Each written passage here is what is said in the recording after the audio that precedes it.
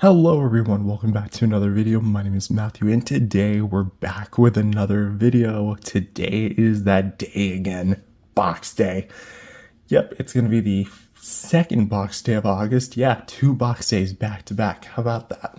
So with me is, I actually ordered some new Playmates Godzilla and Kong figures because I had the money. They were pretty cheap. So why not just get them? Because I had been looking forward to them for a little while now. Just kind of like been pushing back on them. But today is where we finally get them out. Come on. It's stubborn as hell. There we go. Now, we just literally, we have to like find that nice.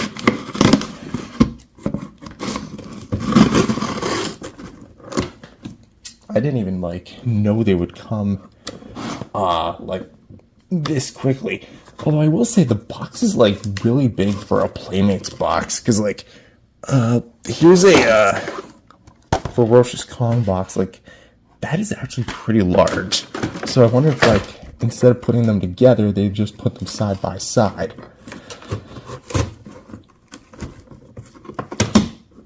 Oh, there they are. And I can see that's the older packaging. Oh, wow. They did. Okay, so let's flip it upside down.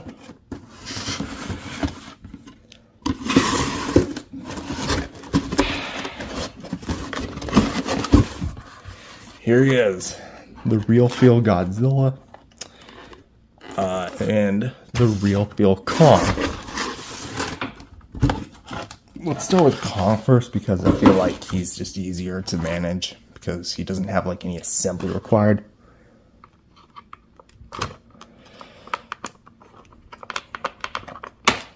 So there's the arms, the beast glove, of course. Let me try and like MacGyver around this thing. And oh boy, the ropes. How can we like do this without damaging this thing? Because oh crap, there's some on the legs too. I keep forgetting. There's 1 snip, 2 snip. Tell me that's 4.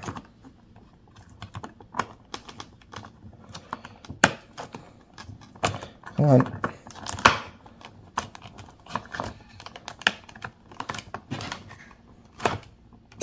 There we go. I think we can just pull them out. Let's leave the box to the side. I thought it was going to be the new Monsterverse style packaging. And I guess they decide to... that sucks. The little indent. I gotta be careful with this thing because I do have cats and this thing's going to be caked in fur and dust if I'm not careful.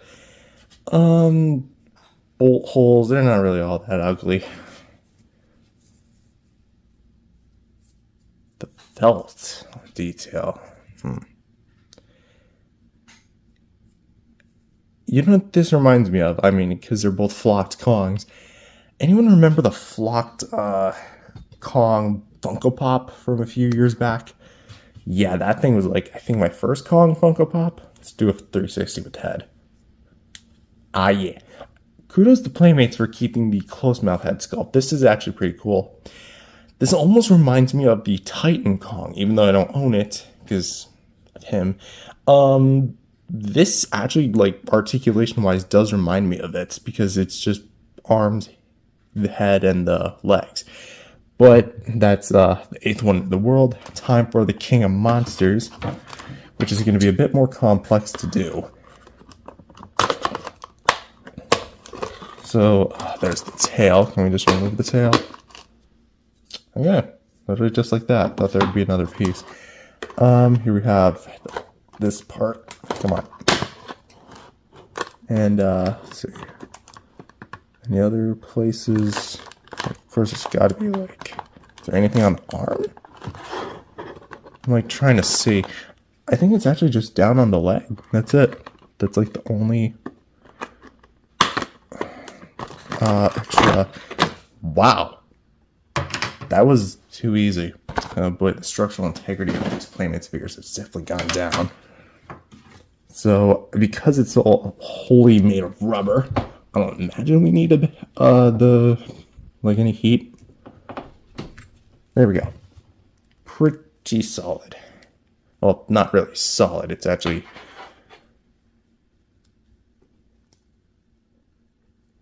So basically the gimmick of these figures, if it wasn't already obvious, is that these figures are meant to be lifelike.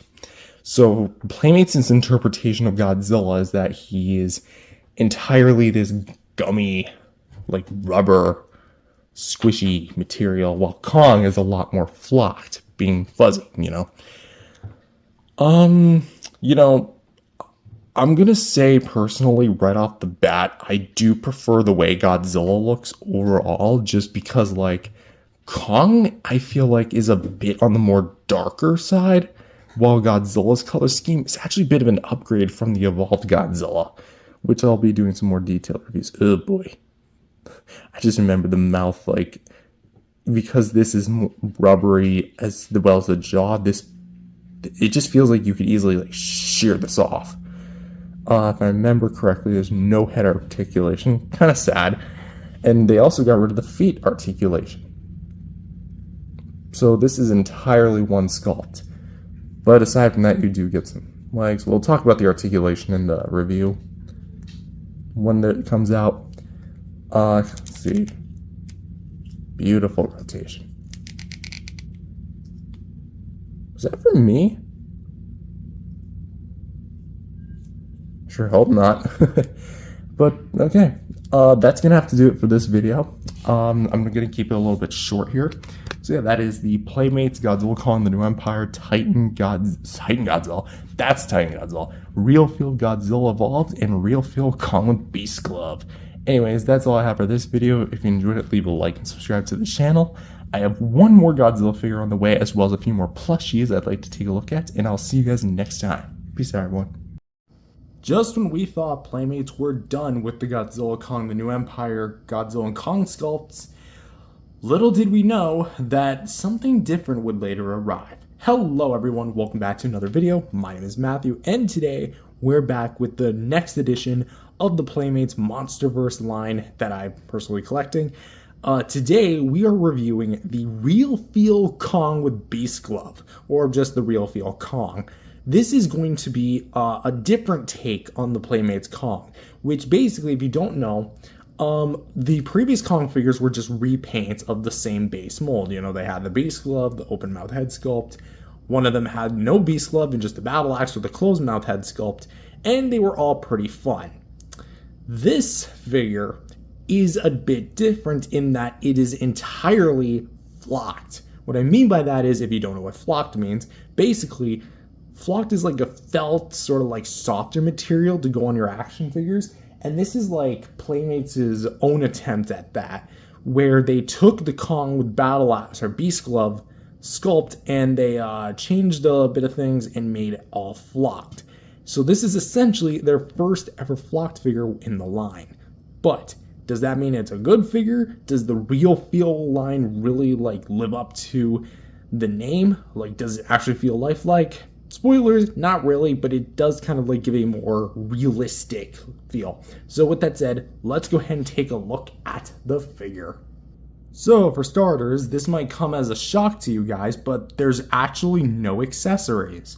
Yeah, this is the first Kong figure in the line that actually doesn't come with an accessory, as far as like the basic 6-inch Monsterverse variety.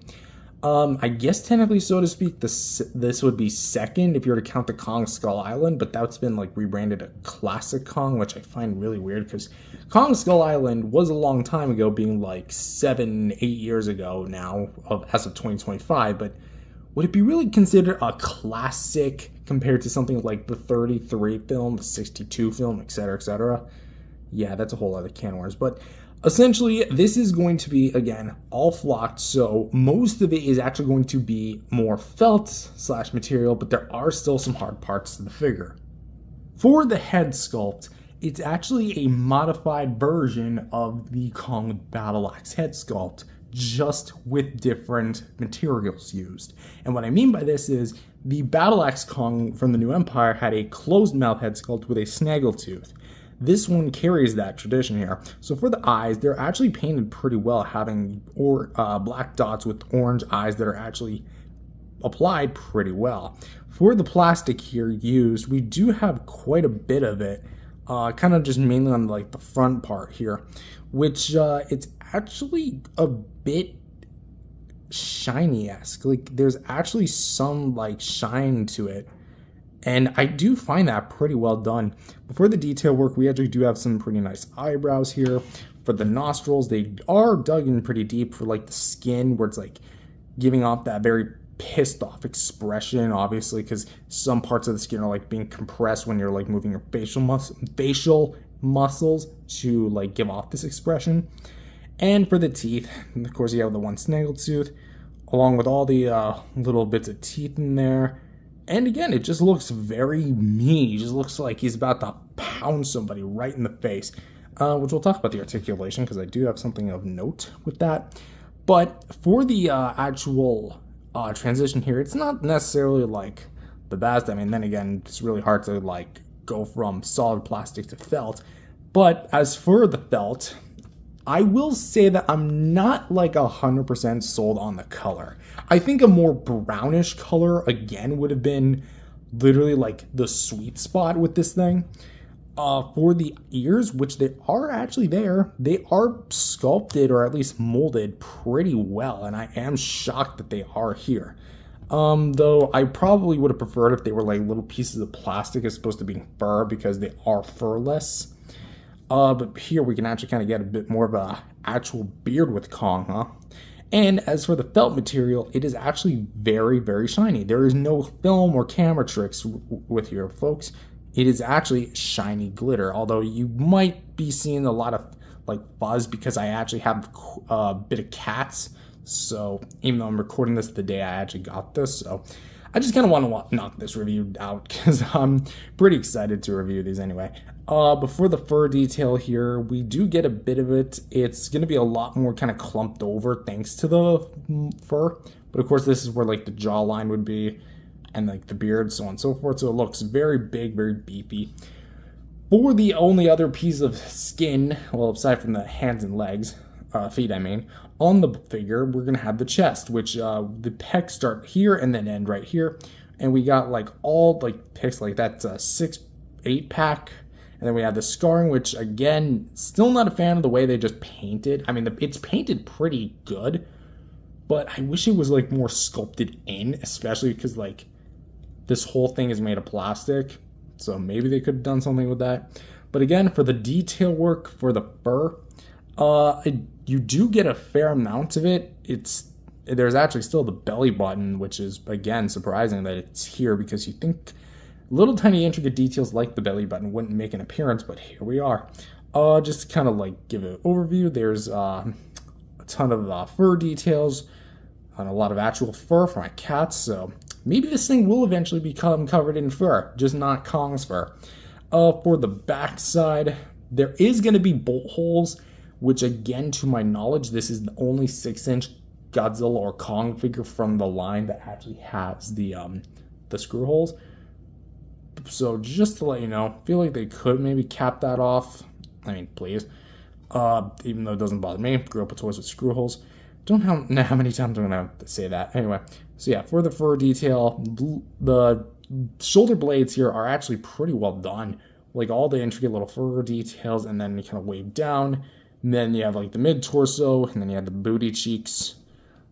Not so much cake this time around, but that's to be expected.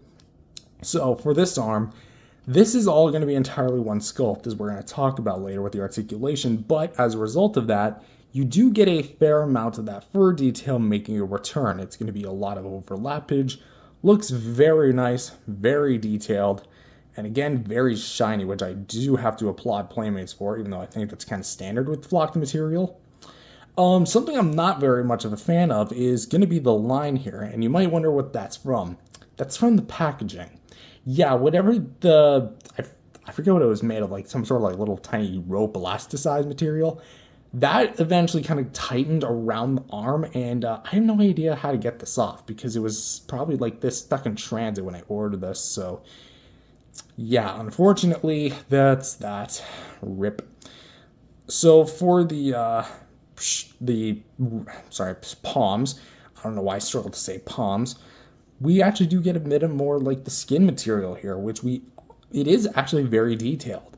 The fist is going to be slightly open to like grasp something, even though he doesn't come with anything, which I do find a bit of a bummer. Like no heave, no battle axe.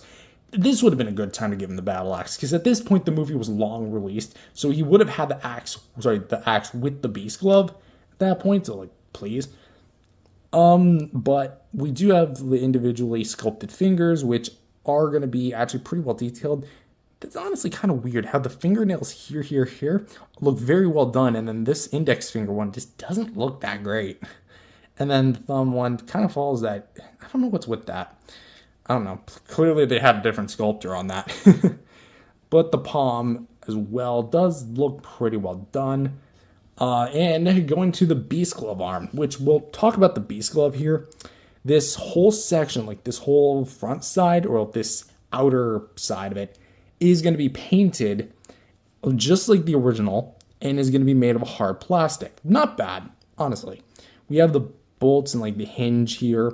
Then we have HT42, VT61. I still have no idea what that means, if that's a reference to something, or that's just a bunch of mumbo jumbo that Monarch put up, or Legendary, whatever the hell.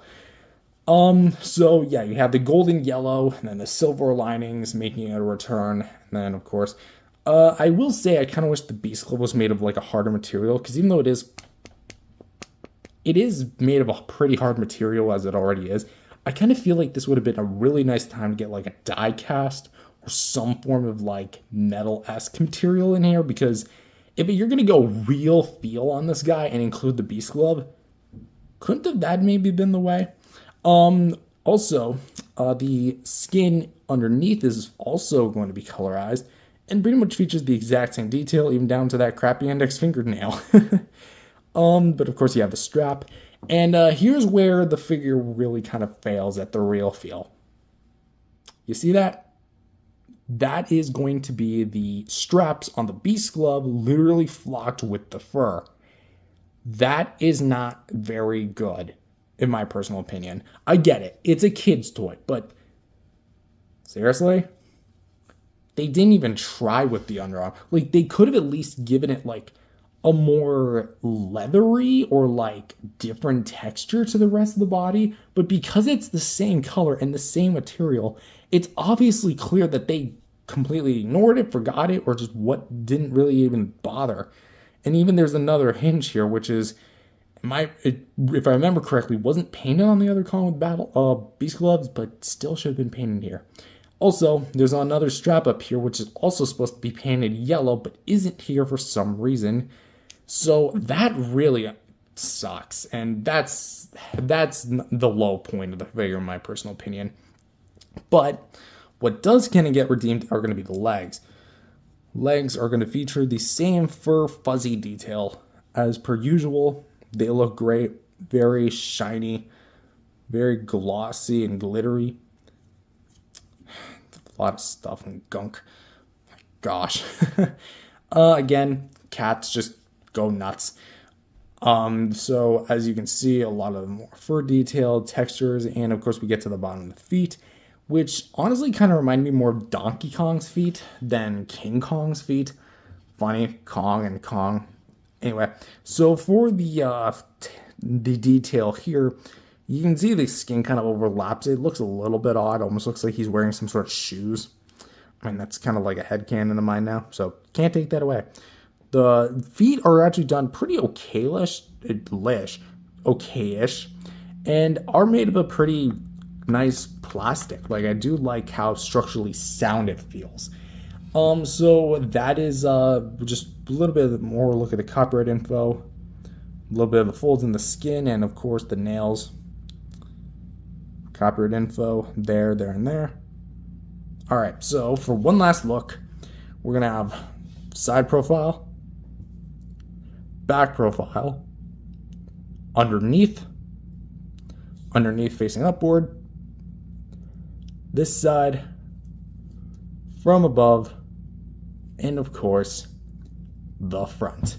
So, for the Kong with B.E.A.S.T Glove Real Feel Sculpt and Paint, it's a very interesting case. The sculpt itself isn't necessarily like there because it is going to be flocked over, and there are some parts that are kind of changed from the original figure, but I still dig it. This is honestly, like, presentation wise, probably going to be my second favorite. I still think I prefer the sculpt and detail work of the original, and then all the other figures just kind of like borrow off of it, which just really does lessens the experience for me. But this one actually bothers to do something different with it, aside from just giving it new paint, calling it a new day. It gives it a whole new identity by giving it a flocked material. That said, I think the flocked material does have mixed results, as we'll talk about towards the end of this video. But as you can tell with the B.E.A.S.T glove arm and the straps, it's obviously clear that the B.E.A.S.T glove itself was not a necessary addition, because that part just honestly doesn't feel right to me. Because if you're going to try and make the whole figure feel lifelike or some sort of real feel type gimmick, the B.E.A.S.T glove should have been more of a metal or metallic feeling material, in my personal opinion. Even if you were to having to jack up the price to maybe $15 to pay off that material, I wouldn't feel upset with that, like, honestly. But in my personal opinion, the B.E.A.S.T glove is going to be the weakest part of the figure, though it does add some necessary color. And I'm not very much of a fan of the colorization of the Kong's fur here, because it should have been much more of a brown than a black. This is still works. So for sculpt and paint, I'm thinking 7.5. Maybe I can kind of wedge that up to an 8. I'm going to say 7.7 actually. There you go. That's a bit of a different score. Yeah, pretty good, huh? So yeah, 7.7 out of 10. Next up is articulation. And, well, you remember I was saying during the sculpt and paint there was something that I had to mention about the articulation? Well, this is going to be about it. For the articulation, we have a swivel here at the head, which we can go a full 360 with. For the shoulders, we have a swivel here at the, shoulder, like that on both sides. So let's just do a bit of a glide there. And for the hips, we also have a 360 here. So for like the actual articulation here, we only have those 5 points. Yeah, so basically because of the flocked material, Playmates decide to can out the swivel hinges here, the swivel hinges here, the swivel here, the swivel hinges here, and the hinges here. And just completely make this like 5 points of swivels. So really this is a 5-point XL figure at that point, Mexico. But there's a glaring issue. That it's not the fact that they removed the articulation. It's the way that the flocked feature and articulation mesh together. Here's what I mean. Let's go back to the shoulder. Ready?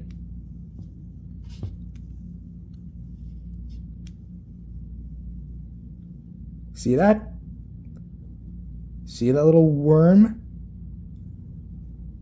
That is the flocked material grinding up against itself and shearing off. Yeah, if you're wondering what's happening here, basically, you know whenever you get your hands a bit dirty and you go like that, and these like little clumps start like falling off of like all the dust and lint? That's almost like what this is doing, except it's doing to its own flocked material. Yeah, so the more you like spin it, I mean, I can literally always get a new one if I ever like ruin it. The more that's gonna come off. Like, look at this. This is at least like the 5th or 6th one that's like pulled off from that one arm socket alone. And keep in mind, you might say, oh, well, the quality is like this because it's a kid's toy. That's the precise problem. These kids are going to be playing with this. they're going to want to turn the articulation. They're going to say, oh, Kong has articulation. I'm going to move it. And then boom, that thing is just going to wear down quickly. Like, I don't think Playmates really thought that through. Another place that I think did that, oh yeah, absolutely did, was the head. See that? On Kong's head? Straight from the socket. So the articulation here was obviously not, well, the flocked material mixed in with the articulation was obviously not well thought out. And I will admit that personally, maybe that's a nitpick, but again, it's going to wear down over time. It's going to start grading itself down to nothing, specifically in the sockets. So Playmates really kind of screwed up the articulation here. And plus, it's not very posable to begin with. Even though this figure is not really meant for the articulation, it's more of like a novelty for the feel. So for the articulation, because it kind of grinds itself and there's not really a whole lot of it, I'm going to have to give it a 4.5 out of 10 for articulation. I know, a bit on the more lower end, but still. In retrospect, I think it could have been at least executed a little better. Just keep the 5 points, sure, whatever. But at least stop the grinding, because I just got this, and it's already destroying itself. So for some size comparisons, here he is with some other GXK Kongs. With the Kong with battle axe, as you can see, they share the same head sculpt. And the original release Kong with battle axe, or Beast Glove, I mean. And, well, yeah. It was kind of what I was talking about with the colorization, how this one's a lot more darker than these ones are. But I think I overall prefer, like, the actual execution of the details of this guy compared to something like the other Kongs. But that said, I still think when it comes to, like, being an action figure, the Beast Glove Kong is going to be my personal favorite. And because I had proposed the idea earlier, let's see, can I actually fit it in? I'm confident it can. I haven't, like, actually done this yet, so you know what? I'm not going to risk it right now, but I think you can actually just squeeze it into this hand, because this one's a lot more, like, structurally sound. There we go. So it's the wrong hand, technically, but he can hold the axe, just in the opposite hand. And here he is with his counterparts in the movie, Scar King and Shimo. And as of this recording, there's no real feel Scar King or Shimo, but listen, Playmates. If you plan to do it for, like, the real feel Scar King and Shimo, specifically Shimo, do what Jada Toys did with their little keychain and make it metallic, like frosted. Like, the colorization, you go back to my original video on that, it looks beautiful. Here he is with some other Godzilla and Kong figures branded of the NECA variety, with the NECA Godzilla 2014 and the NECA King Kong original standard release.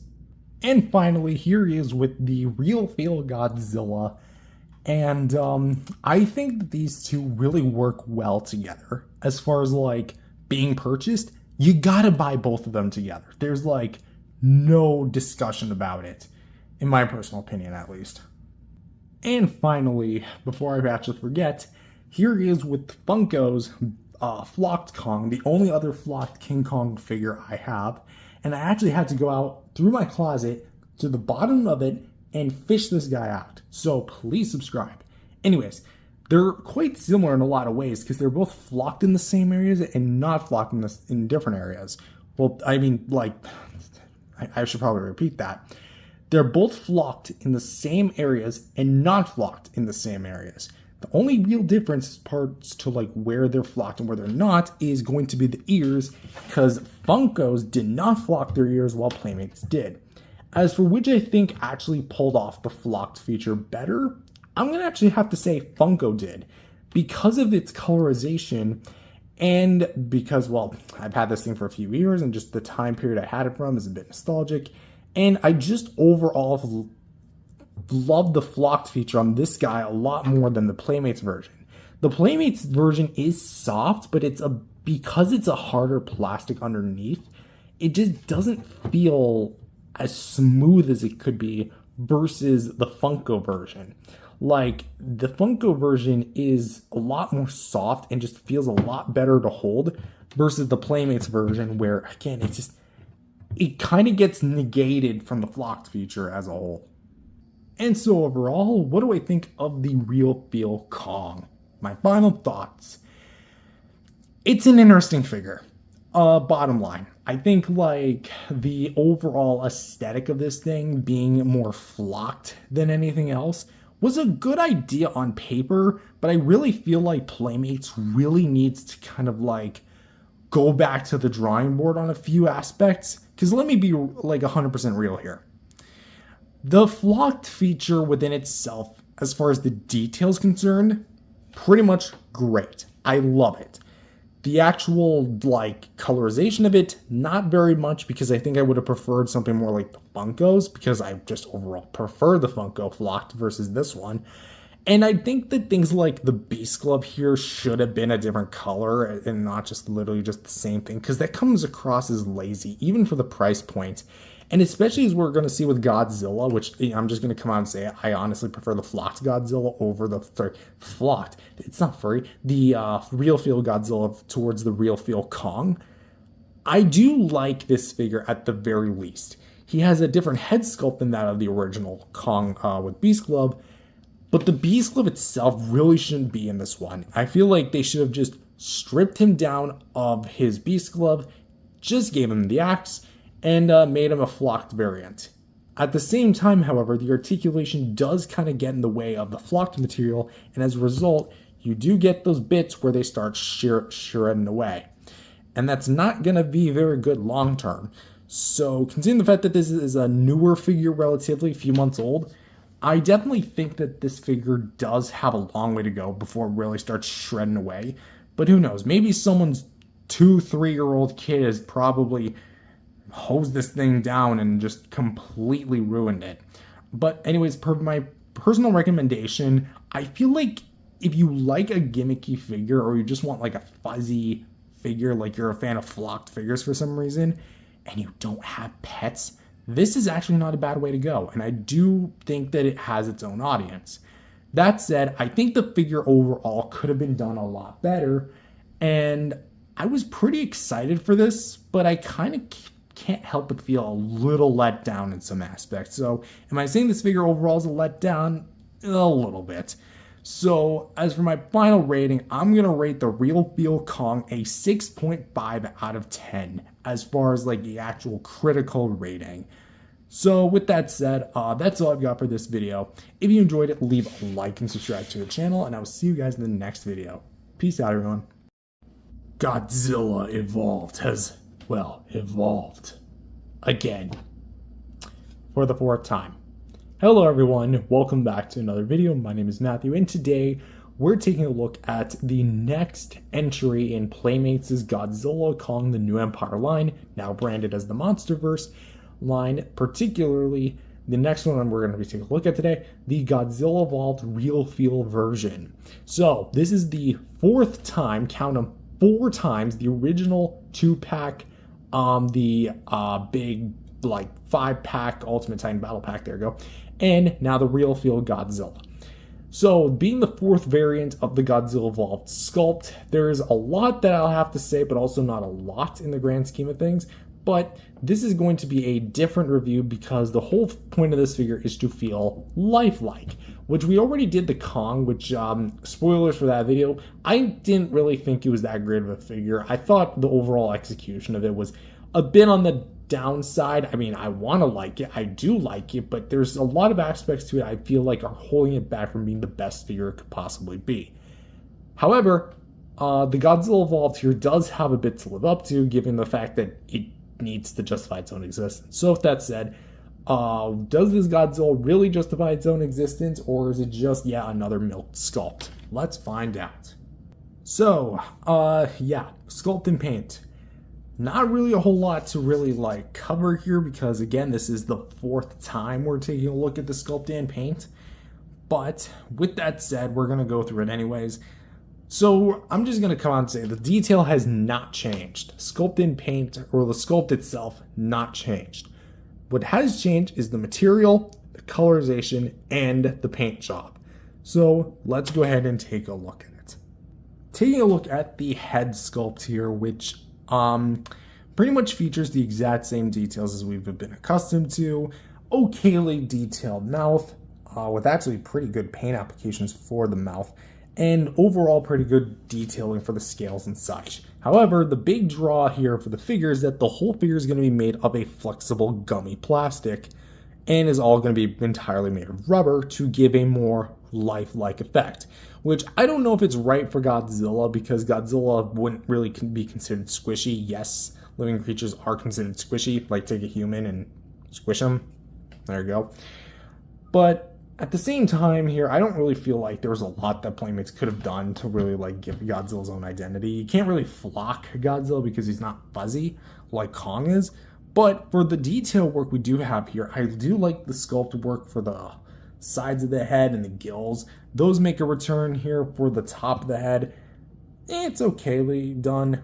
I do like the colorization here for the dorsal plates here at the top. Those look pretty mean and very hot pink, and especially that spray, which gives off like a gradient effect. That looks awesome. The eyes are more boxed in like the 2014 eyes, but are that different pink color. Inside of the mouth, detail-wise, not too much anything at the top of the mouth. You do get that hole, that very slightly hole. And we do get the teeth making a return as well for the sculpt and paint here. The teeth are actually a bit pointier, at least it looks like to me, than the previous Godzilla Evolved. I could just be from memory because I didn't pull one out off the shelf yet to compare them with, but kind of focusing in here for the teeth. Well, really just pulling in. There you go. You can see that it's very much more smoothened over.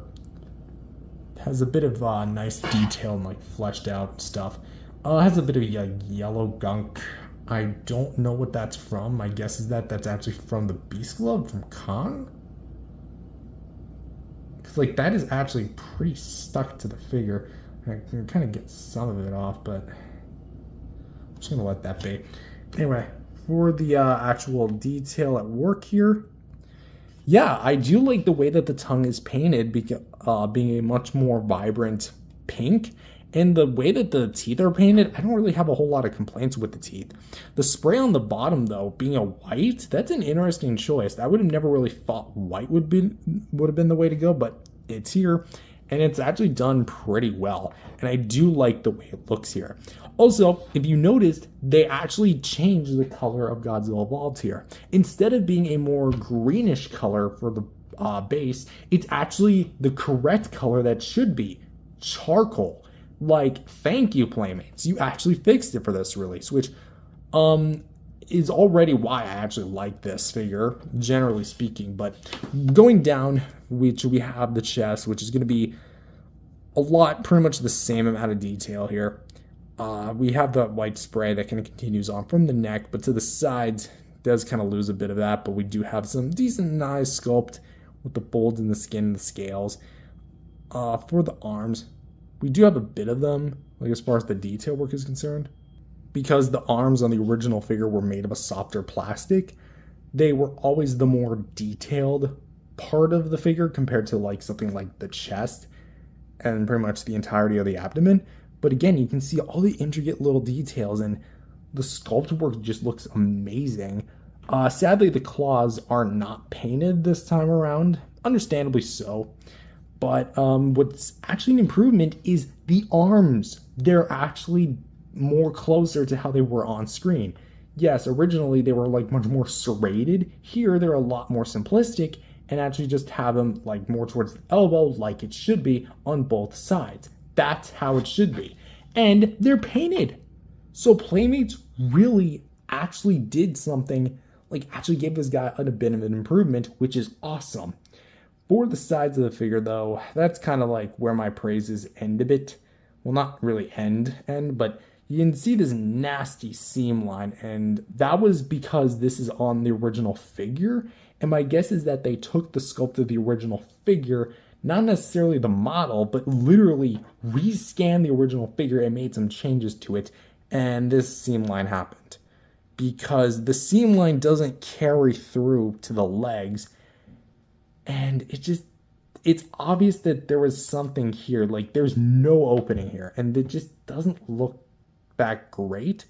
And a lot of the detail throughout like this side, which is a lot of the problems I had with both Godzilla and Shimo, is that the sides of the body were not that detailed. Here I do kind of stand by that, but the softer plastic does kind of help negate that a bit. So at least there's that. For the well, just to give a better view, for the legs here, they're actually pretty long and pretty well done. Like this actually does have a bit of the rubberiness to it. Like, just gonna show you, very gummy. The limbs especially, but we do have a lot of the nice plating and armor detail, more towards from the top of the leg to the kneecap, and then down here where it kind of gets a little smoothened out. Then the feet, sadly not painted, although I just kind of realized that is a big toenail. Look at that. I don't know if that was like that already, but whatever. So, but yeah, there's actually no like hollowed out stuff here at the bottom. There is actually just blatant copyright info, which is pretty cool. And I mean, does that count as paint? It's painted on, so I guess so. I think it's like a unit number type thing. I don't know. I'm not sure. Anyways, yes, it continues down with that white spray from the chest down to the crotch and where it meets the tail. And before we do talk about the tail, let's talk about the elephant in the room, the dorsal plates. These are beautiful. Like, absolutely beautiful. They are a lot more closer to when Godzilla's like actually doing his atomic blast, like as far as the colorization goes. It's not exactly a red, even though it shows red pretty well on camera. They're actually more of like a shiny purplish pink. And the reason why is because, again, because there's so much of it, they all kind of like get absorbed together color-wise. And I just kind of realized this. That one's kind of out of place. Whatever. But yeah, the detail work just looks so good. And you can tell Playmates is just really ramping up the detail work. And it also kind of color matches. Maybe not 100%, but this is probably the closest that Playmates has ever gotten. If I were them, I would have just probably done the whole thing translucent. I mean, please, can we get like an all translucent Godzilla evolved? That would have been killer. But yeah, a bit more detail towards the like round where the body meets the tail. And then we get to the actual tail section, which is all flexible, even though there's no bendable wire in there, but is going to be made of like that rubbery plastic. Sadly, no white paint on the bottom of it, but we do get that purple spray here a bit more towards the bottom side of it. And the pink spray is just on full effect here. Like, this is just, visually speaking, so beautifully done. And especially because, again, the tail was made of a softer plastic, it had a lot more detail and a little bit more leeway compared to other Godzillas within the line. So you did get a fair amount of detail with this thing. But yeah, all the little intricate little segments. There is like a bit of like scuffage on mine because, well, probably just from transit or something. But aside from that, the actual like execution of it is beautiful. The paint's right where it is, and there is like a little bit of a gradient, so it almost looks like it's glowing. And of course, it wouldn't be complete without talking about the Thagomizer. Ooh, just look at that. Look at those serrated tail tip blades. Like, this is actually really nice. So yeah. As for like one final look, here he is from the side. Here he is from the back. This side again. From above. From below. And from the front. So, for the Real Feel Godzilla Evolved sculpt and paint, even though technically, so to speak, this is going to be the 4th time this sculpt was used, I would honestly say that, like, sculpt and paint wise, this is the best executed done of the entire like line.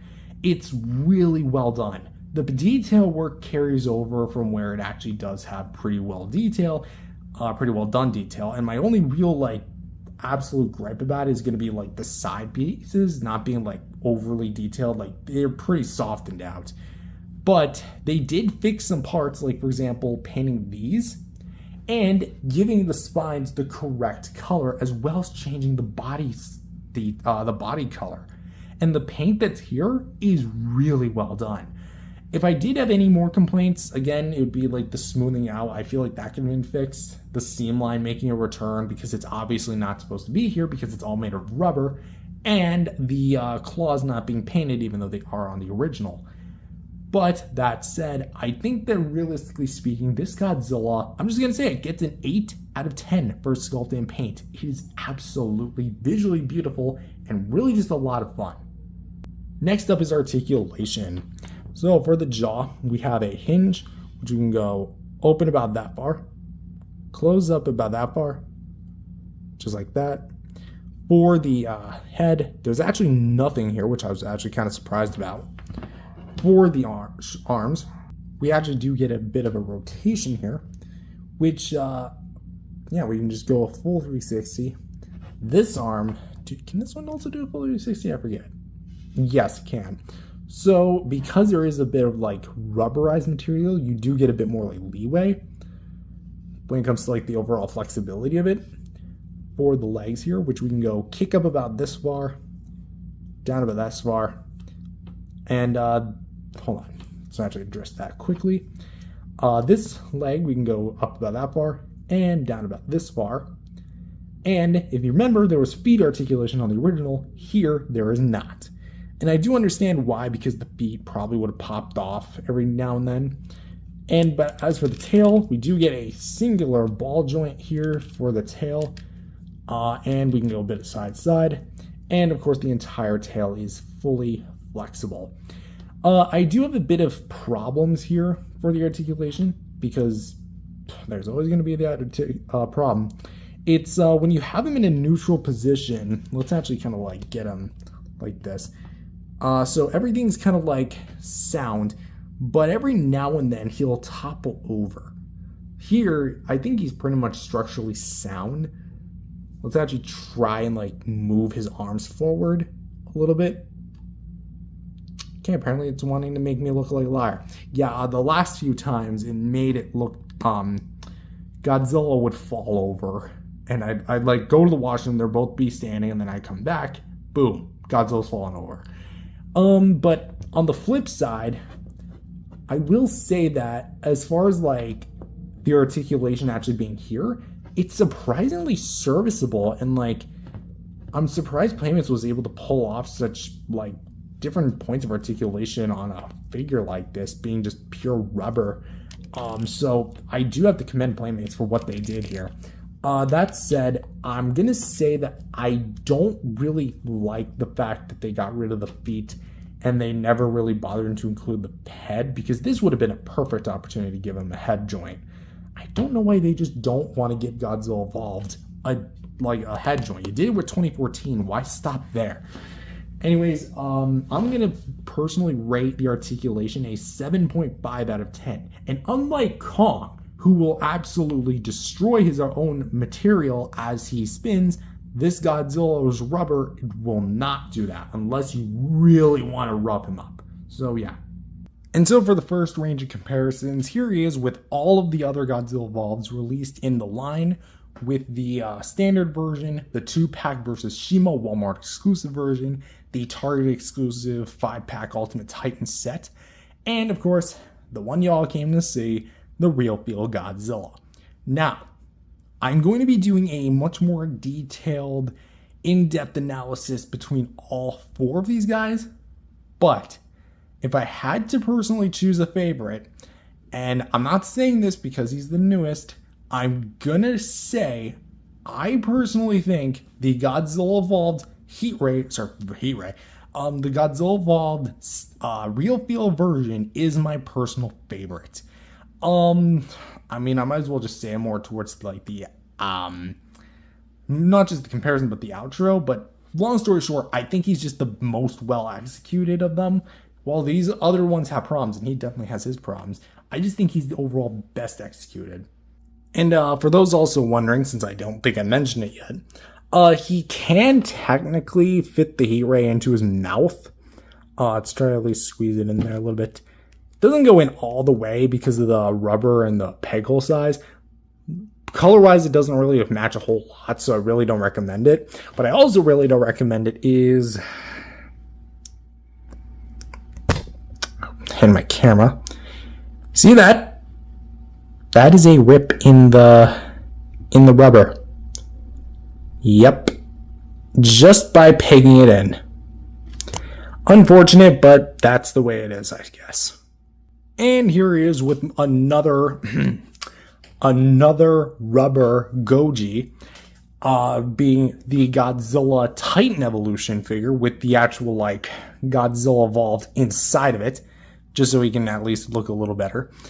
And what I will say, it's almost like a match made in heaven for these two. Only he could fit inside him.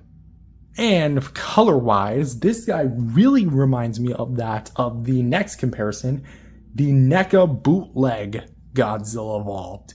Which, yes, NECA never made a Godzilla Evolved, but you can kind of see what I mean, right? Charcoal black, grayish bases, pot pinks for the dorsal plates, and kind of like a white/grayish stomach. You can kind of see what I mean. As well as the tongues, they're like nearly the same color. Like it's almost scary of how close these two are. And here he is with some classic Toho Godzilla stuff with Godzilla 2001 and Godzilla 1989 from Monster Arts and NECA respectively. And finally, here he is, well not and finally, but here's another bonus comparison I just decided to throw in. Here he is with the Battle Mechagodzilla, and you might be wondering why this specific version.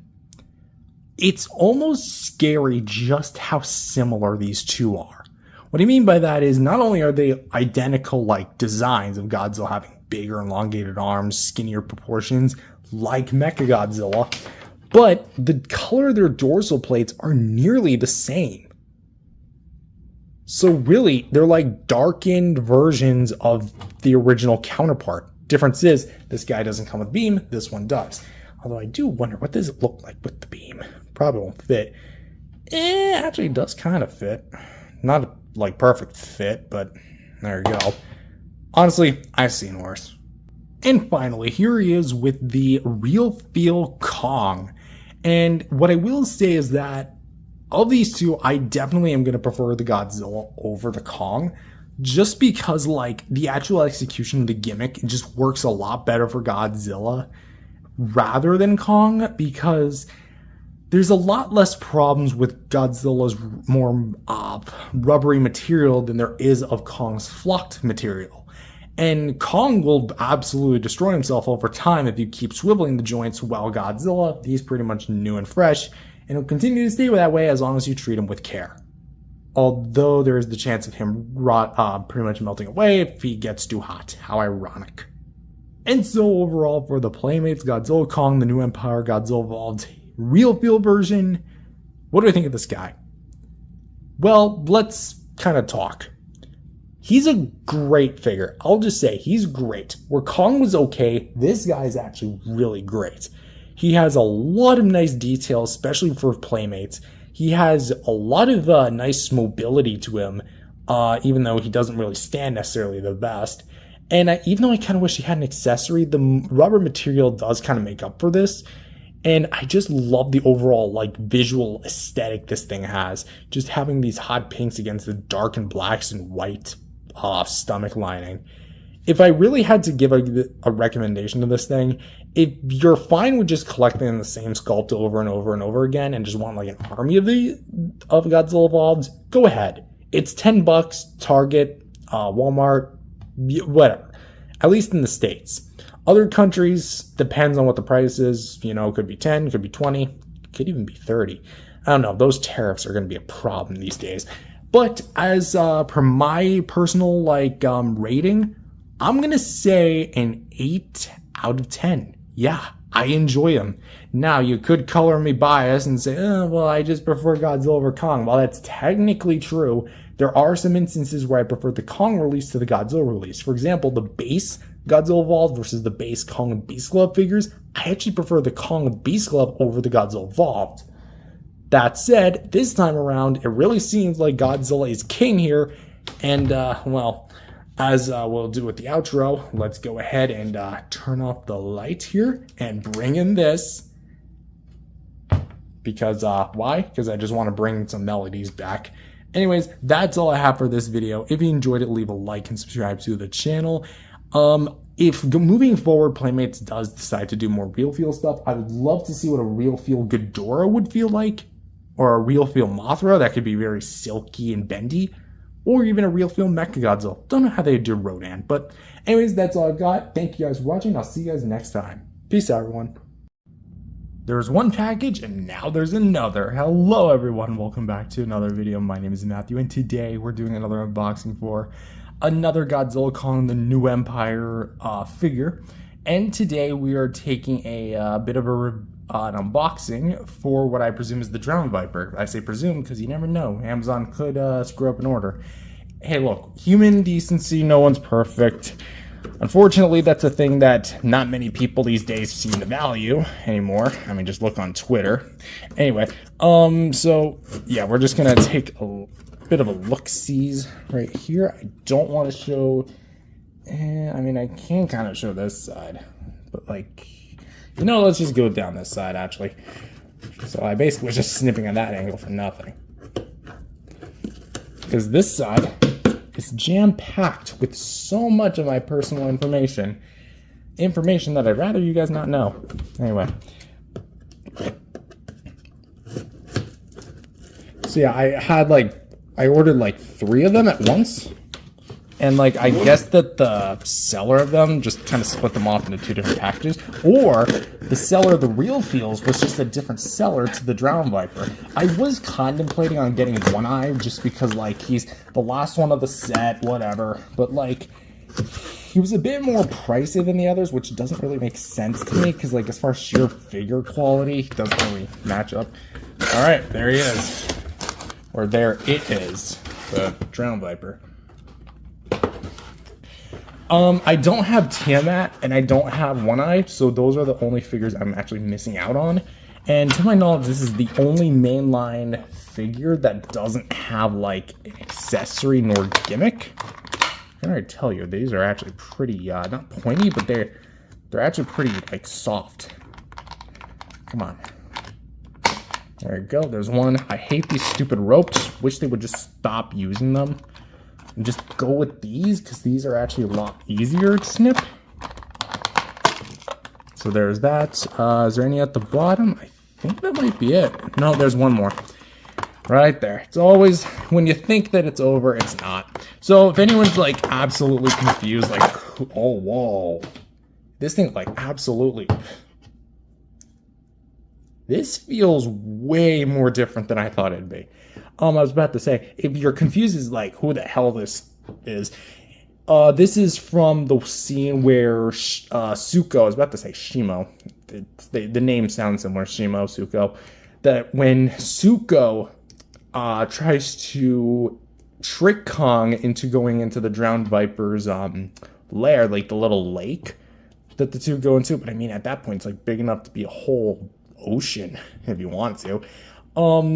The Drownviper secretly ambushes Kong, and then the two get into a bit of a scuffle, and it's like a bit of a back and forth fight until, guess what? This guy's nothing more than kaiju fodder. I think, would Kong have only have won if he didn't have the axe? Or sorry, only had the axe? Whatever. Anyway, so yeah, the Drownviper is that kaiju, essentially just throw away, which kind of baffles me that we've had, what? How many action figures of, Scylla? Because, like, Scylla's been in the Monsterverse since 2019, and there still isn't a 6-inch figure. I would say Haya's, but Haya's hasn't released yet, and probably won't until at the very least 2026. So, yeah. I'm about to sneeze. Oh, bless me. Thank you to those viewers who said bless me. Sorry, bless you to me. Anyways, yeah. So, it's in a pre-post position, so there's some parts that are, like, bent over, curved on. It's just really freaking big. Like, I wasn't expecting it to be this large. Like, this is actually a very, very large figure, all things extended. Which is like, I mean, can't really, oh God. What the hell happened to you? There's like a little indent. Is that like supposed to be there? Okay, because like, here's what I mean. See there? Like the ball peg is like, not, it's kind of warped. Oh, hope that doesn't like negatively affect the figure, but so yeah, I guess like let's bring out like a size reference. I don't really have anything in arm's reach. Let me go grab a Kong. Crap. Let me go grab a Kong real quick. I mean, there's Mothra, so I guess we can grab her too. Because like I have my Mothra right in front of my Kong here, so let's kind of back this up. You can actually see my light display. So yeah, here's Mothra standing in the middle. As much as I love Mothra, she is not winning this fight, at least like easily, unless she uses like her God Ray abilities. Kong, let's actually get Kong in here. So yeah, here's like the Kong that's supposed to, technically so to speak, go with Drownviper. So yeah. It's like, rah, rah. Okay, yeah, I know I'm a 20-year-old man who's just playing with kids' toys, but yeah. Anyway, that's all for this video. If you enjoyed it, leave a like and subscribe to the channel. I'm probably gonna get One Eye next. Still have to hunt down a Tiamat. They're surprisingly rare to come by. I've seen a few listings on AliExpress, so maybe I might be able to get one from there. The only thing I'm kind of concerned about is if I get one from AliExpress, I'm either gonna get one that's defective, since mostly what happens is when legitimate product goes to AliExpress, it's usually just like factory extras that they deem like unsuitable to go to market or something. So I'm probably gonna get one like that, a knockoff, or it is official and like totally fine, but then in transit gets smashed. Thankfully, from my experience for AliExpress, because I've been buying from them for a little while now, I haven't had a case where AliExpress is like giving me a damaged package, but it's still kind of a concern. Anyways, enough rambling. See you guys next time. Peace out.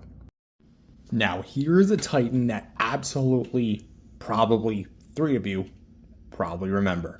Hello everyone, welcome back to another video. My name is Matthew, and today we're taking a look at the latest piece of kaiju fodder from the MonsterVerse, the Drownviper.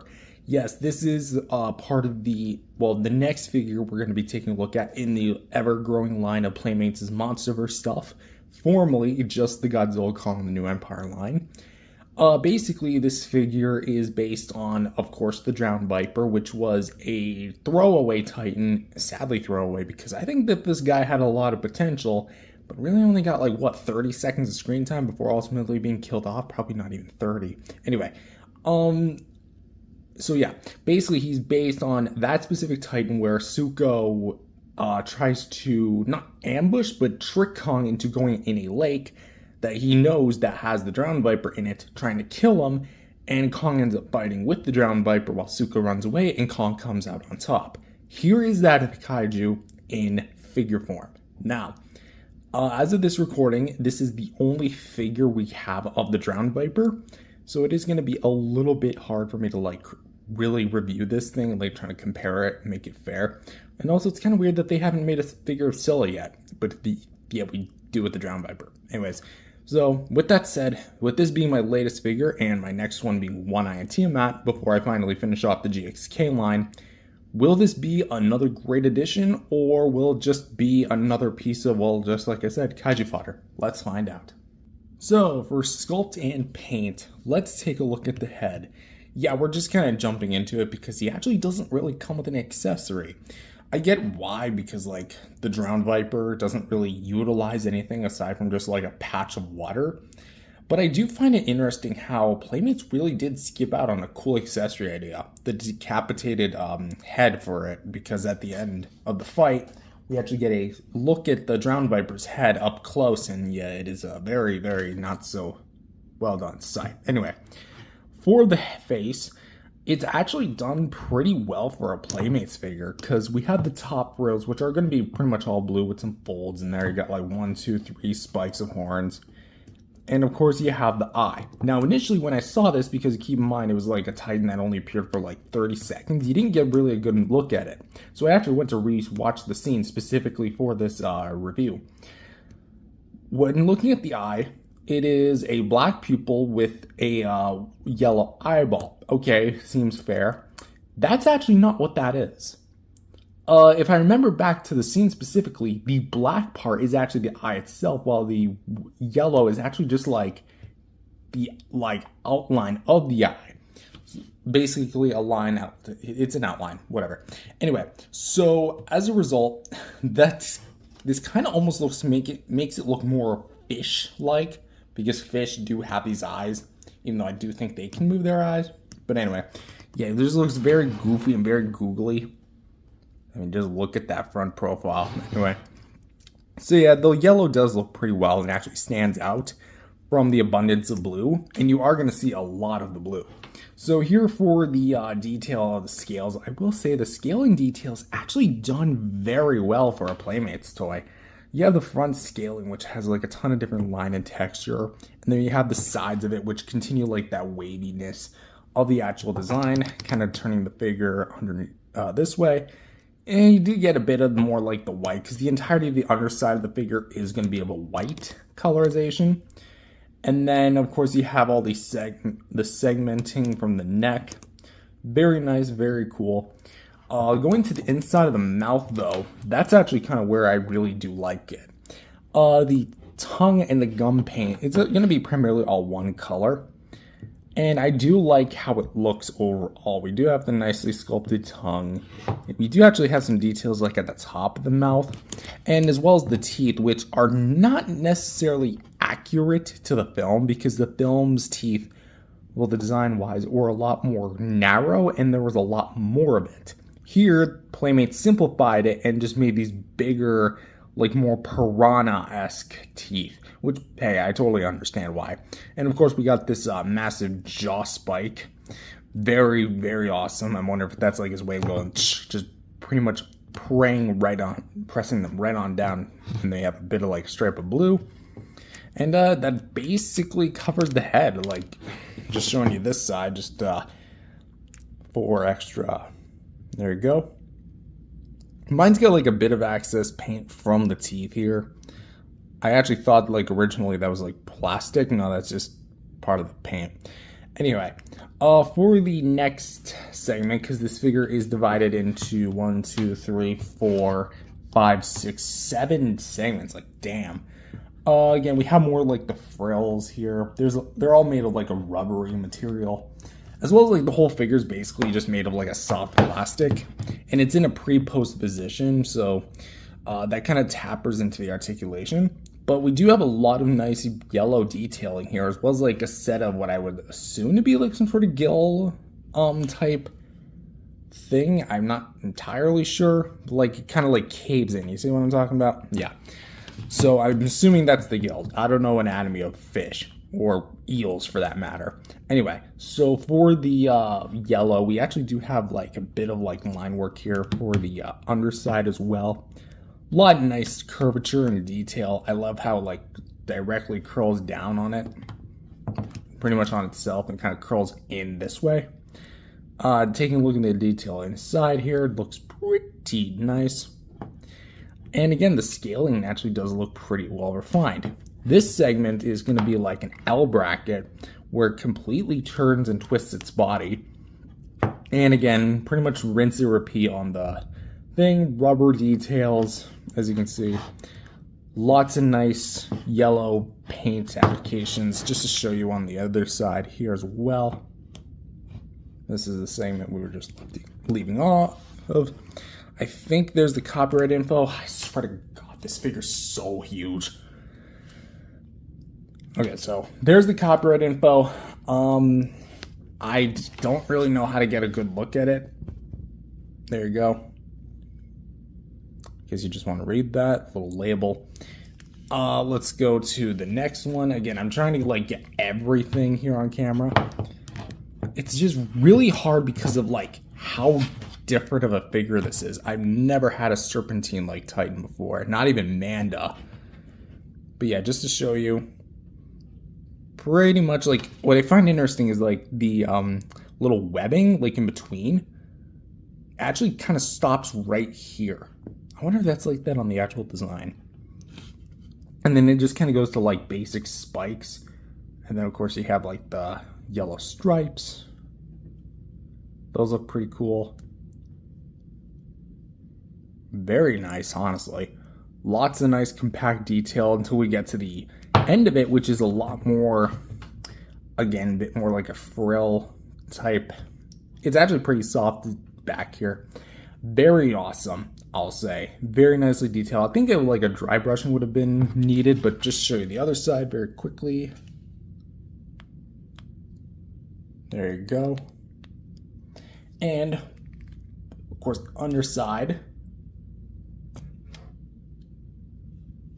And that's pretty much about it. Overhead, I can give you a bit of a look at there. Trying to like line up everything because this figure is quite complex, but also pretty simplistic too. But there you go. That is basically the sculpt and paint of the Drownviper. In all honesty, I think that the sculpt and paint for what it is actually pretty good. I do enjoy it at the end of the day. Do I have like any personal critiques with it? Not really. I mean, maybe that mouth paint could have been cleaned up a little bit more. Maybe they could have added like some sort of dry brush or wash to like bring out some more better, finer details and separate the more like top fins from the actual body. But that said, that's really just a nitpick. For a $10 Playmates toy, that's actually really not that bad. I dig that. And honestly, I'm gonna have to go with like an 8 out of 10. I really do enjoy it. There's not much I can hate. Actually, you know, I'm gonna bump that up to a 0.5. There's really not much I can say that like that I really don't hate about this thing. It's a bit complex, like as far as the length of it goes, but it just visually looks great. And I would even say it looks better than some of the other Godzilla and Kong figures that they released. So there you go. Now for articulation. Jaw can move on a hinge, so you can go out and in, out and in. For the head, we can go down about that bar, up about that bar, left and right, and go a full 360. Although what I find interesting is popping off the head. So I guess if you want to customize it or whatever to make it a decapitated head, go right ahead, is that the jaw and the ball peg here are actually connected. See, how I found that out was I decided to pop it off because, well, I wanted to see what it would look like. I mean, I don't really know what I was expecting. But I accidentally pushed on the ball joint. It was kind of already like that, but then I noticed that the jaw moved.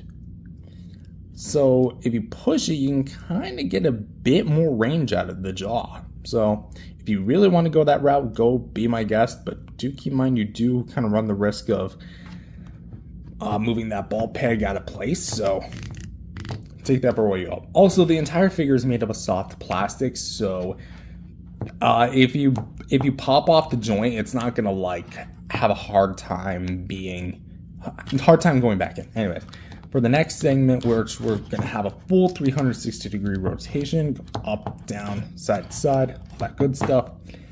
Third, which we can go pretty much all the way around. Same old good stuff, just like that. Let's actually move the camera upwards here. So there we go. Nice. For the tail here, which we can go up and down, and pretty much like all the way around, just like that. Do keep in mind that the entire figure is pre-sculpted, so if you try to like straighten it out, it'll look like that. Next segment, a little tighter than the last one. Some of the tightness of these figures, specifically this one, is going to be a bit mixed. And then you get one last segment here, which I've got a little bit of a problem with, specifically because, like, there you go. If you notice, the ball peg socket here is a bit like uneven. So at this point, it kind of like clips onto the actual socket like this. And you kind of see what I mean by that, right? Kind of scrapes up against it. It was like that out of the box. So for posability, I would say that this thing is actually pretty fun. You can get this thing into a bit of poses. It's not necessarily the most posable thing in the world. Like, its neutral position would be something like this, like with its head reared up and its body twisted like this. But for what it's worth, you can really kind of like extend it out like this if you really wanted to. Maybe have it turning the opposite direction, or maybe have like this, like a sea monster. I mean, that's effectively what this is. But yeah, essentially the sky's the limit with this. You can do a lot with this figure. Although, do keep in mind that it is pre-posed, so that could become an issue. But as far as the articulation goes, I'm going to say, what's a fair rating for this? I'm going to say 8 out of 10, because I do like the ball joints that are used here. Anyways, for some brief size comparisons, here he is with like fully reared up as much as I can get him into. This kind of like reared up pose up against the main stars of the film, Godzilla. Well, main star, I use him loosely. And Kong with the battle axe, which is kind of like meant to be the figure he's paired with. And you know, it's something I kind of realized, like, of course, let's get this out of the way. He is massive. I'm sure this is at least close to size accurate, but this is huge. Like, he's bigger than Godzilla, and he's bigger than Kong. Granted, as far as like size goes, if you want to talk about like actual film scale, Godzilla should be like a bit up to here, because he did grow quite a bit in this new movie when he evolved, at least. Maybe not this specific energized Godzilla, which I still think you're kind of an ugly duckling. Anyway, as for these two, in the film, I'm sure that this, well, there you go, does work. But this is just like one hell of a display. And here he is with the other, what are essentially the biggest in the line, like as far as the MonsterVerse United Legacy scale line is concerned, as far as the 6-inch basic figures, the two biggest, Shimo and Ghidorah. And somehow, this thing still towers, even over Ghidorah's like top wings, the top of the wings. Yeah, he's still taller. I wonder if like he's still taller than Shimo standing up. That would be insane. If he's somehow taller than Shimo standing up, I'm actually going to be embarrassed. Oh my god. It's close. It's actually really close, but the Drownviper, counting the top spike, barely edges out Shimo. And as far as scale goes, let's bump it up a little bit and go with the Titan Tech figures, with Kong and Godzilla in their fully armored positions. And as far as size goes, the Drownviper still is not champion, but it's pretty close. Like, I would say Godzilla at the top back spike about matches the Drownviper. And the top intent of Kong about matches the top spike of the Drownviper. But yes, it's incredible to think that this figure is so just big. It doesn't even feel like a Godzilla or Kong figure, really. And because I wanted to try this, here he is with the SH Monster Arts Godzilla 2021 Godzilla Ultima from Godzilla Singular Point. And you might be wondering why I brought this guy in. Well, because he's the longest 6-inch Godzilla figure I own, well, scale-wise, I wanted to know, of the two, which one is technically, so to speak, the longer figure, all things stretched out. So, ready? I can't even show it all on camera, can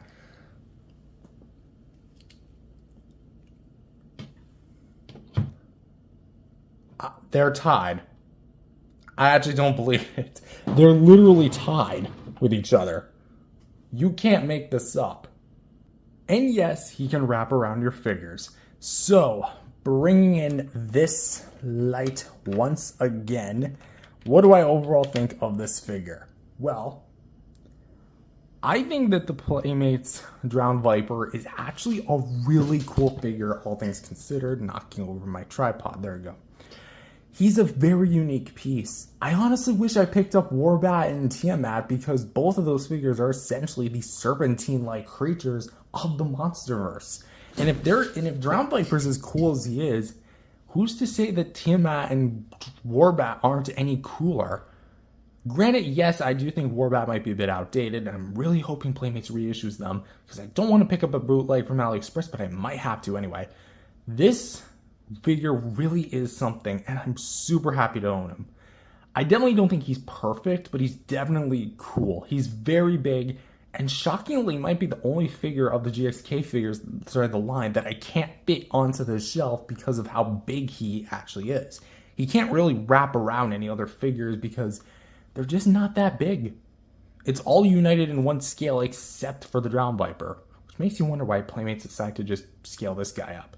Anyways, as for my final rating, I'm going to give this guy an 8 out of 10. One of Playmates' best figures, actually, I would say. Actually, let's go bump that up to a 0.5. I feel like this figure's shelf size deserves it. Anyways, that's all I have for this video. If you enjoyed it, leave a like and subscribe to the channel. I'll see you guys next time. Peace out, everyone. Double whammy unboxing. Let's get this started. Hello, everyone. My name is Matthew, and today we are here doing a double unboxing video. Today we actually have two separate packages from two different interests of mine, and from the title you can already guess what it is. But if you just randomly clicked on this video, you just literally took your mouse and you went, oh, there's a video, click, and you didn't have any prior knowledge of this. We have two packages here, one from Rio, one from Godzilla. So without further ado, let's go ahead and do the unboxing first. So for the first one, which I'm going to assume that not many people are here for, and unfortunately I am going to have to use a knife for this because I don't know where my pair of scissors went. I mean, we just have to make a small little incision. I'm probably going to have to make some edits. So let's angle this down so we can actually capture this fully in frame. And this should be Jewel from the movie Rio, which, if you guys don't know, is a 2011 animated film, and I recently just fell in love with it. And I'm kind of like buying these plushies because I kind of want to start getting plushies again, and not to mention Jewel is going to be a central part of T.O.S.G Season 22. So here's Jewel. Do you have a label? Oh, there is a barcode down there, so I'm not going to show that. But surprisingly, it doesn't look like I'm going to have to do much censoring here. I guess because like most of my personal info was underneath the plushie. Oh, whoa. That was a bit impressive. So there we go. So here is Jewel. Does Jewel... Oh.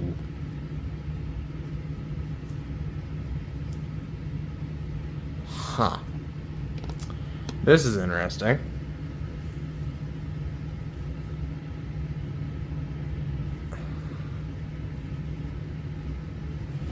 Well, it's an AliExpress bootleg. I think my wings are... Actually, maybe it's supposed to be like this, but if you try spreading them out, this is what they look like.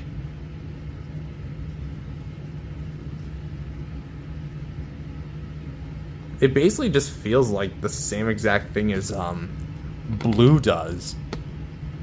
I put Blue away, but I'm gonna have to two together. So yeah, this actually does look pretty good. I thought it would look kind of miserable. Is the wire still? Yeah, the wire's still in there. Feet. That looks actually pretty decent, especially for a bootleg. Little tag. Yeah.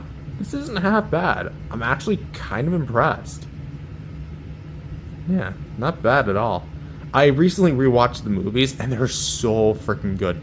I'm really hoping if Ice Age Boiling Point does well, that'll, like, spark Disney to, like, greenlight some more projects based on Blue Sky's properties, such as a Rio 3. Like, get the cast back, get the crew back. You are on, like, demon time for something really good. Like, this is really good, though. Anyways, I'm gonna put this to the side. Here's the Not the main event, because they're both equally as the main event. So we're gonna have to get a little creative here, because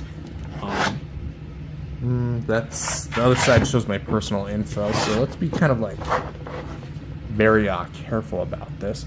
So let's take the serrated knife, because it is kind of serrated here. I would not recommend using knives to open boxes like this. No, that's not gonna work. I'm trying to think here, because like, okay, what if we just literally make an incision from the top and just tear the fricker open? Or you can actually just do this.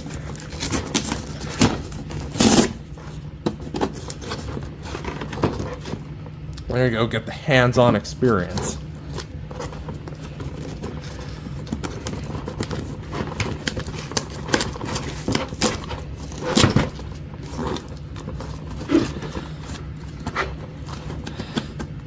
Oh,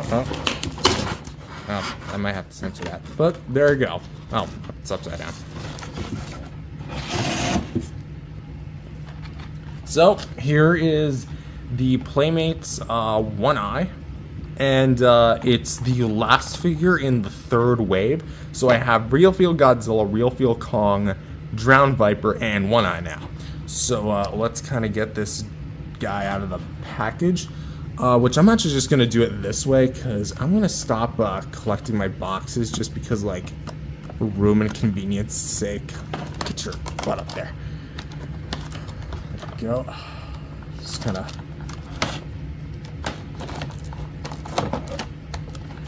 So, there we go. I don't think we need to do that.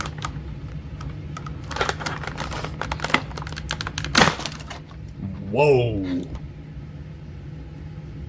Damn, that was... Okay. Don't put that much force onto this thing.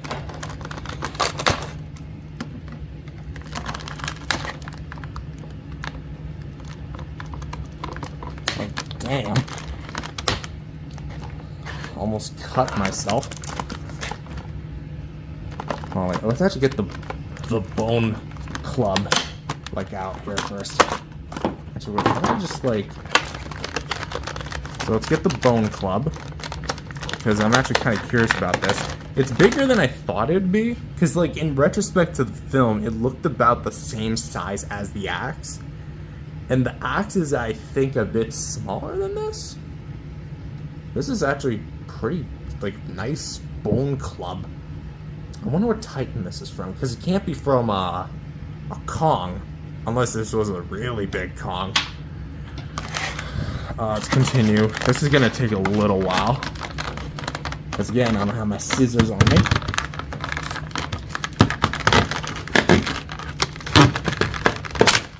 There we go. Is he out? Yeah, of course we have like one more zip tie. I hate... Oh no, we have two. I hate the ones at the legs, man. Like, they suck. Like, this is why I think Playmates figures are better off as closed box figures, not open box. Like, this sucks. I hate these little ties. I mean, then again, NECA had them, and they were... Okay, finally, we're done. Let's get this cardboard mess out of here.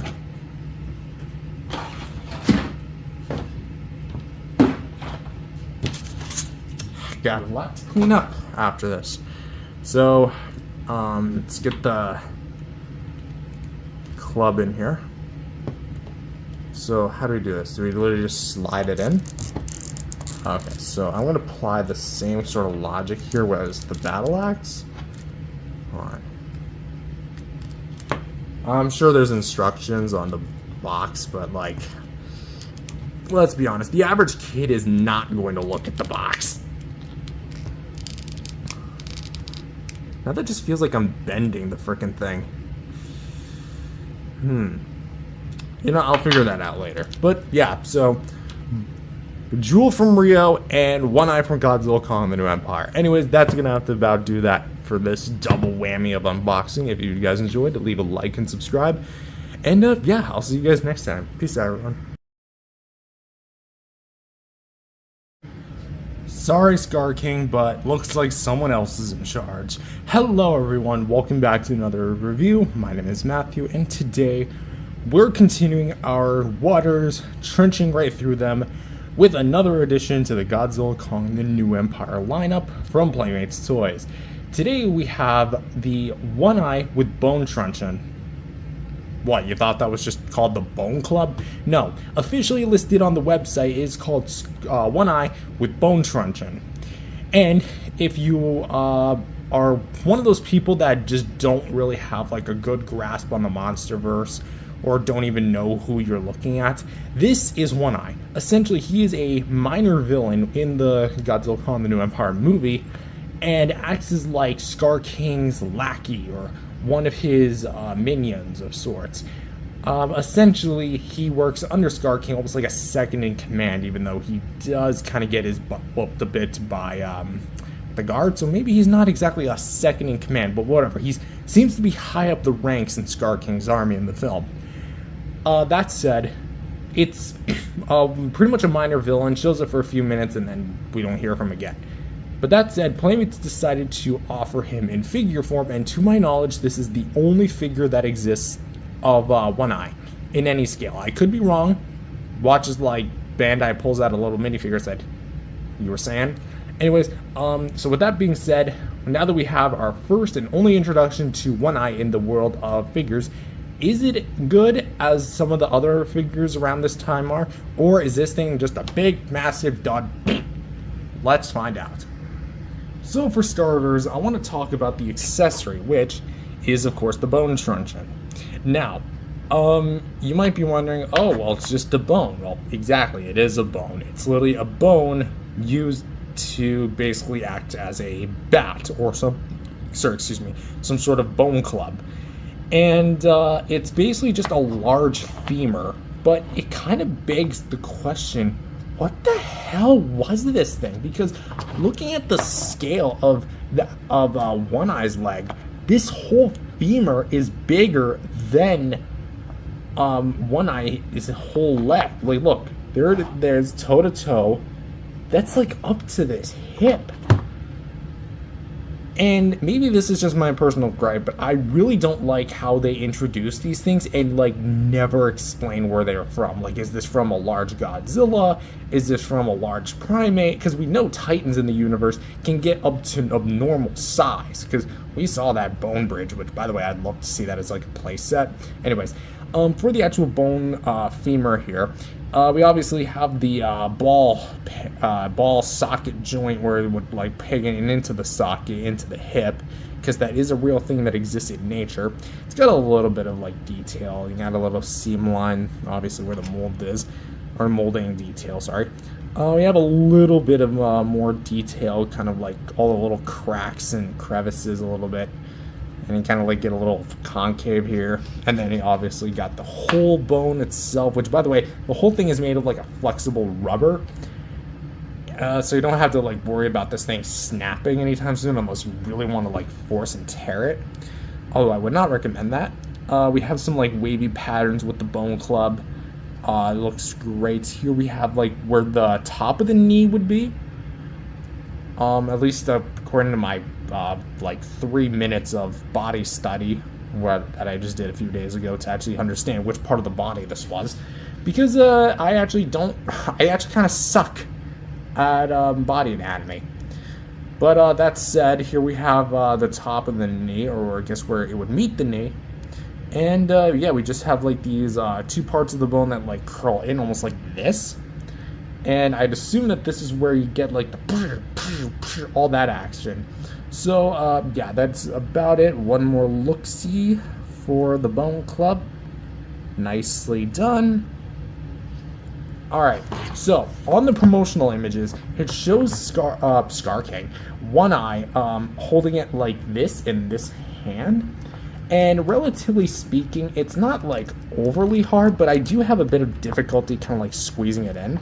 So the way I like to do it usually is try to find like the thinnest part of the weapon, like on Kong's axe, and just try to squeeze it in there from there. And now you got not Scar King, One Eye holding the bone club.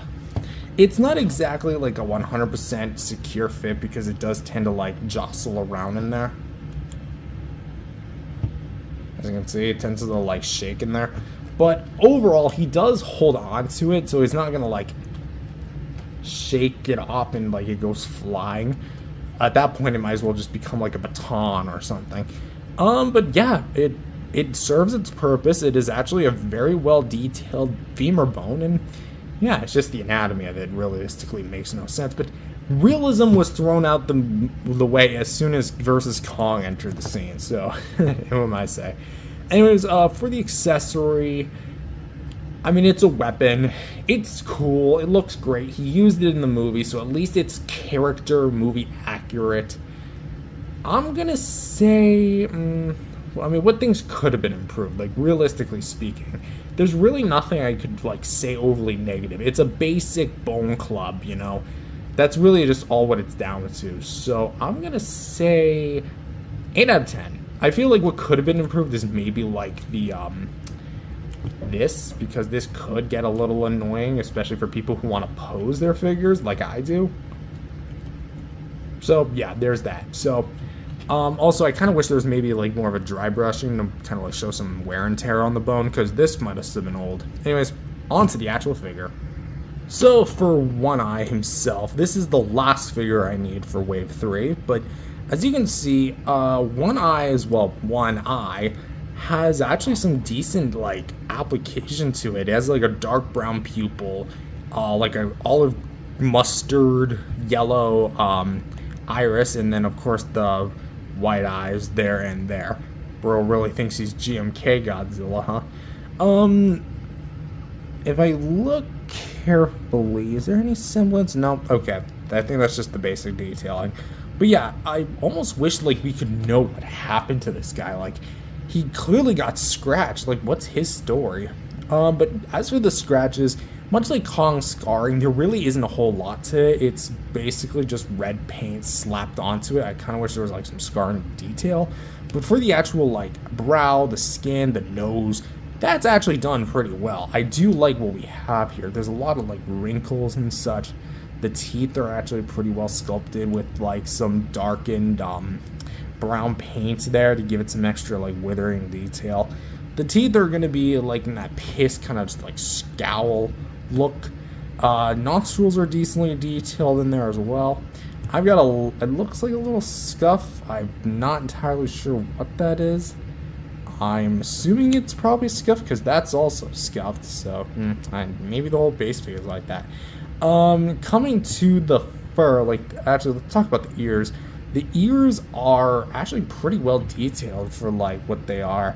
A little like white spray, of course. Okay, so yeah, there. It's all entirely like a white spray, and then of course you get like more of the brown as you go to the back, just to kind of give them like a more of a white appearance.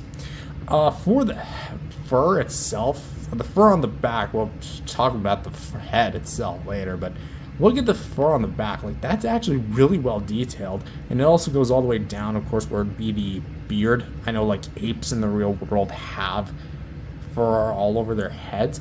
But let's talk about this head. My god, that hairline.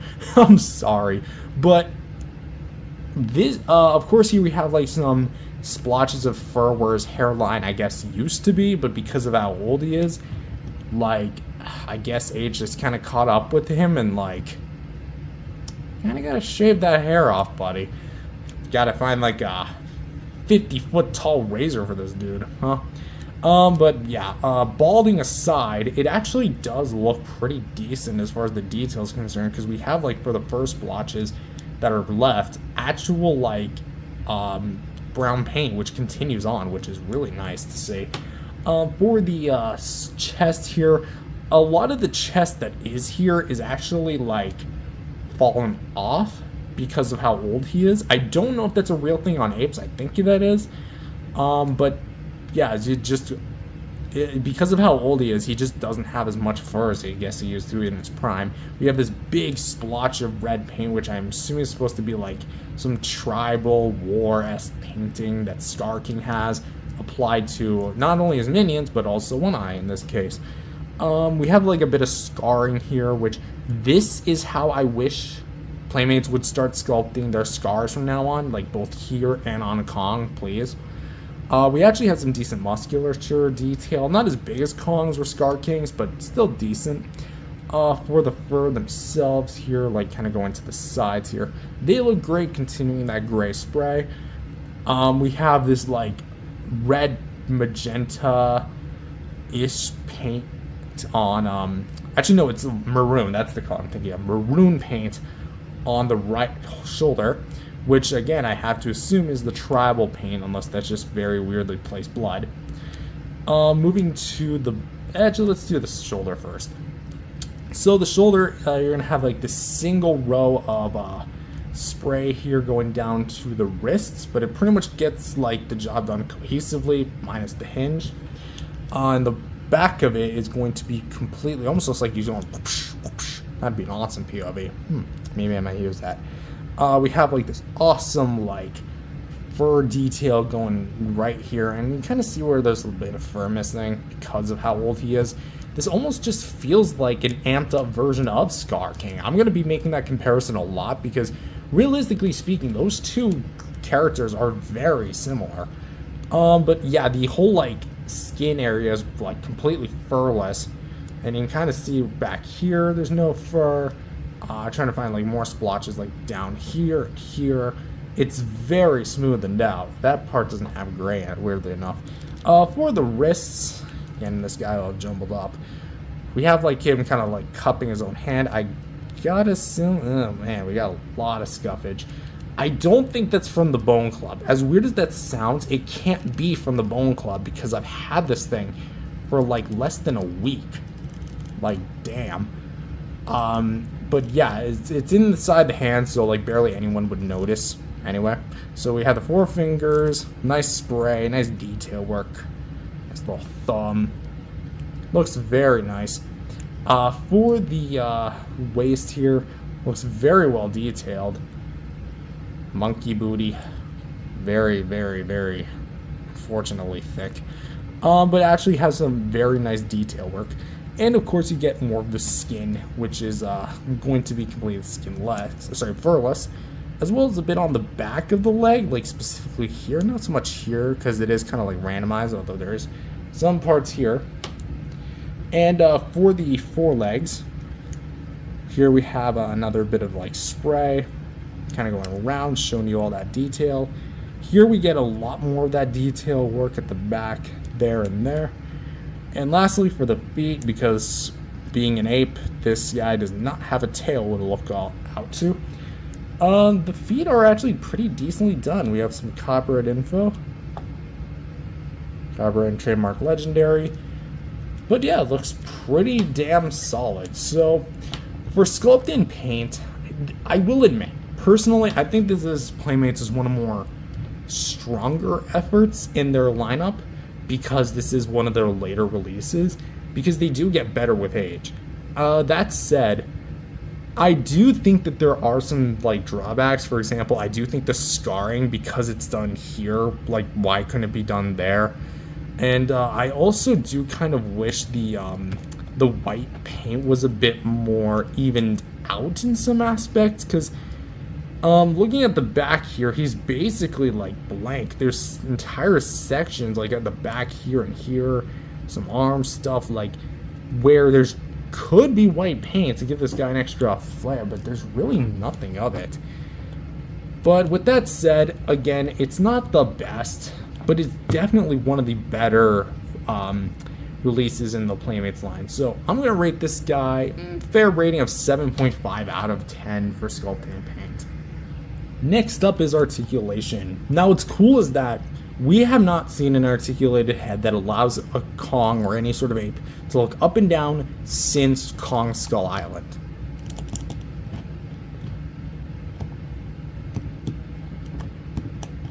Yep, they brought it back.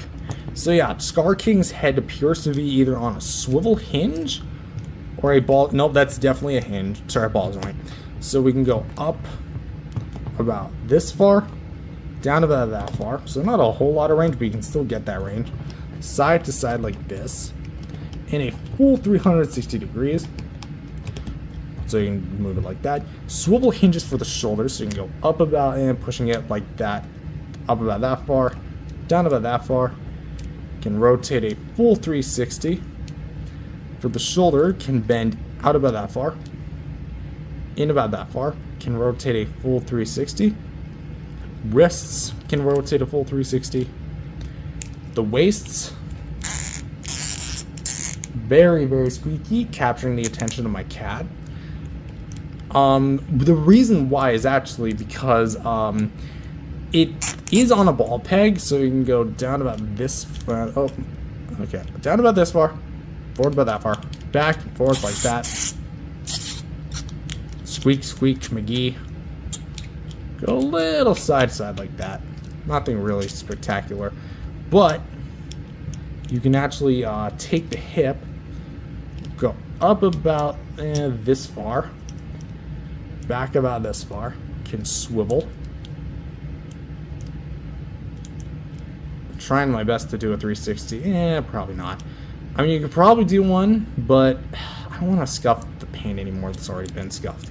And for the knees, you have a hinge and can go pretty much a full 360. If you're running the bend, you can go in, straighten out, just like that.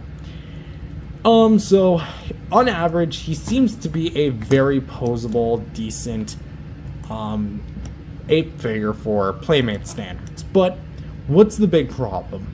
Because there's always going to be that big problem, huh? Watch this.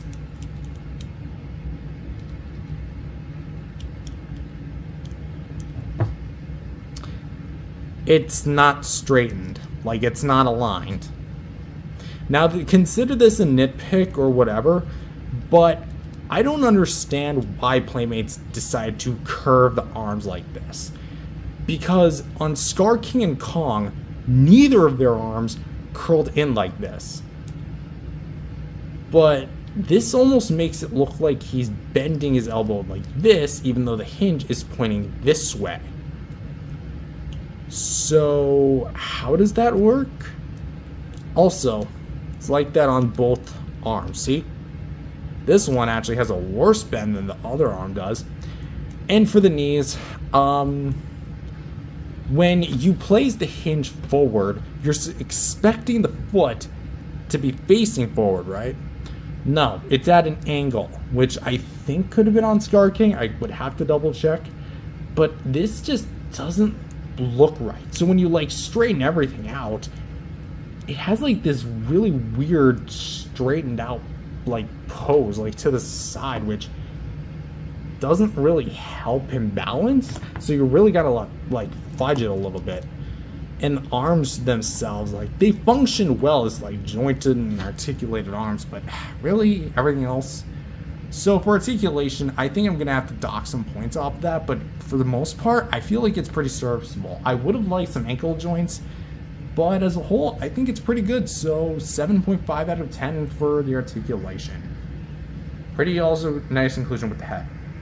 And just for some size comparisons, here he is with his ape brethren in the movie with Scar King and Kong, specifically the standard versions of both. And I have to say, how ironic that they're all holding bone weapons, huh? But I also have to say, what a massive upgrade this is compared to this. Now, let's remove Kong from the equation and talk about One Eye versus Scar King here. Does this look like a fair matchup? I'm sorry, but look at how much scrawnier of an ape Scar King is. Yeah, he's got the whip, but come on, look at the bone club.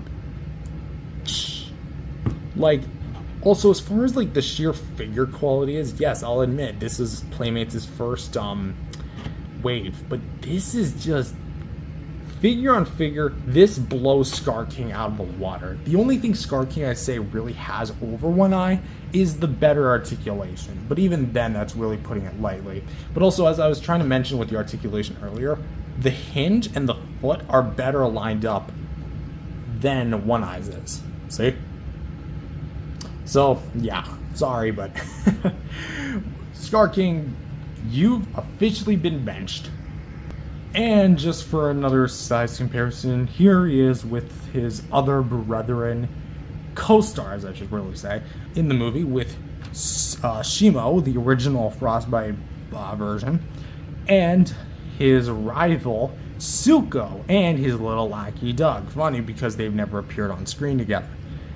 And I just have to ask, of all the people you were beefing in the movie, Godzilla, Kong, Shimo, Mothra, why Suko? A literal child. You are an embarrassment.